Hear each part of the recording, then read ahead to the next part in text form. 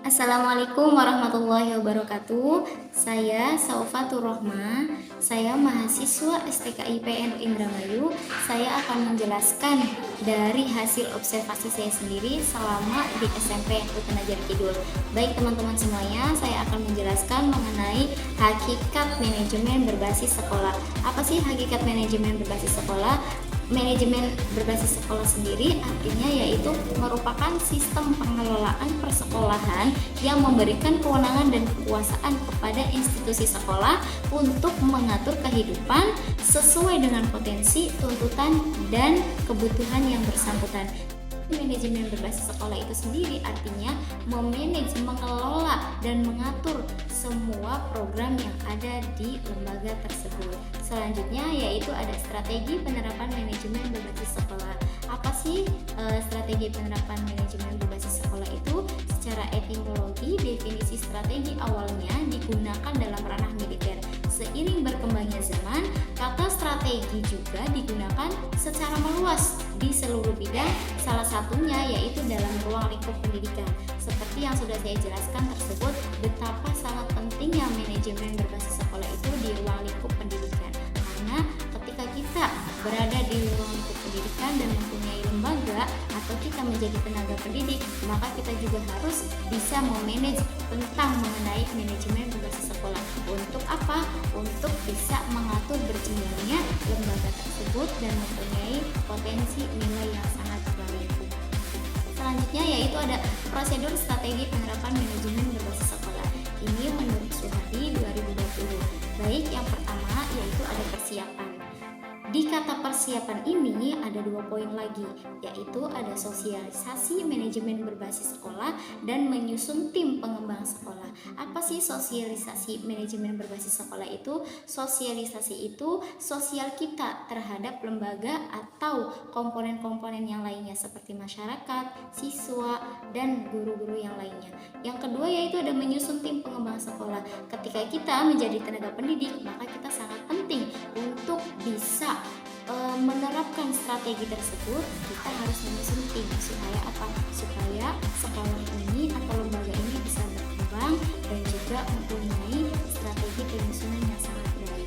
Yang kedua yaitu ada tahap implementasi. Apa sih tahap implementasi itu? Sedangkan tahap implementasi itu pengelolaannya bagaimana, dan kita juga harus bisa mengatur lembaga itu supaya bisa lebih maju. Yang ketiga dan terakhir ada tahap evaluasi dan tindak lanjut. Pastinya di sebuah lembaga ketika kita sudah menerapkan strategi di lembaga tersebut, maka di setiap akhir tahun atau di setiap bulan kita juga memerlukan evaluasi. Selanjutnya yaitu ada metode pendidikan.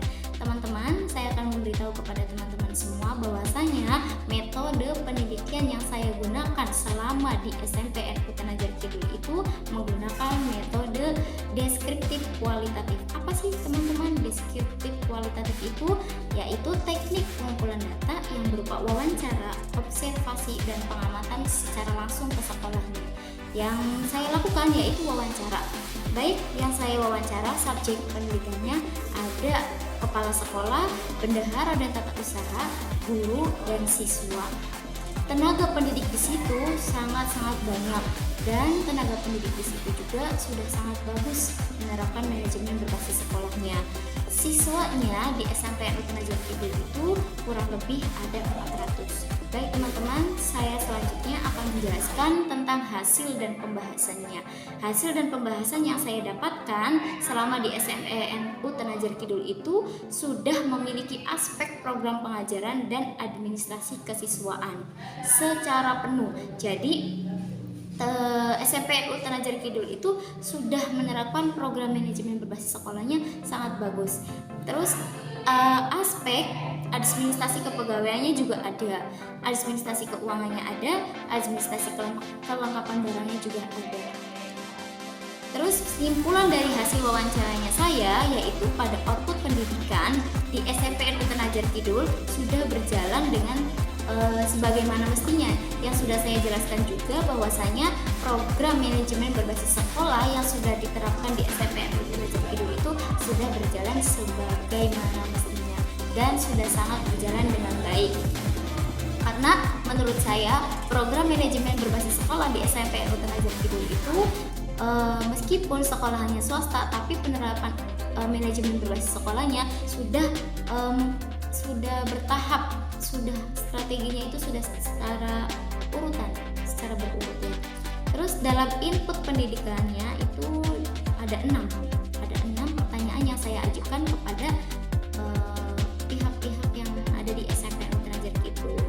Terus selanjutnya yaitu berdasarkan hasil observasi dan wawancara yang saya lakukan sebelumnya, dapat disimpulkan bahwa penerapan manajemen berbasis sekolah di SMPN Utenajat Kidul telah terlaksana dengan baik. SMPN Utenajat Kidul juga telah melakukan perencanaan program sekolah dalam hal melaksanakan proses pembelajaran, pengelolaan kurikulumnya, pengelolaan ketenagaannya, fasilitas, keuangan, serta membangun hubungan baik sekolah dan masyarakat, dan melaksanakan evaluasi program sekolah dengan baik. Jadi manajemen berbasis sekolah yang ada di SMPN Utenajat Kidul itu berupa hubungan masyarakatnya sudah berjalan dengan baik, terus juga mempunyai fasilitas yang sangat memadai, pengelolaan kurikulumnya juga bagus, visi dan misinya juga sangat bagus. Baik,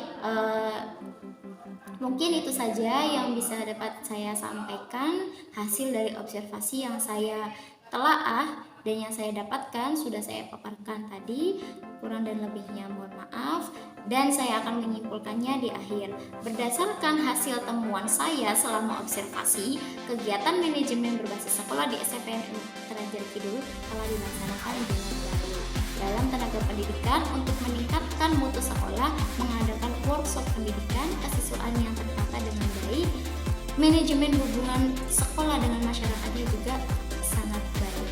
Baik teman-teman, cukup sekian dan terima kasih pemaparan hasil observasi dari saya selama di SMPN Utenajat Kidul. Kurang dan lebihnya mohon maaf. Dan jangan lupa semuanya yang melihat hasil observasi saya, jangan lupa subscribe, komen, dan like ya. Saya tunggu teman-teman semuanya. Jangan lupa di komen, di like, dan subscribe, karena ini adalah salah satu syarat puas. Terima kasih. Wassalamualaikum warahmatullahi wabarakatuh.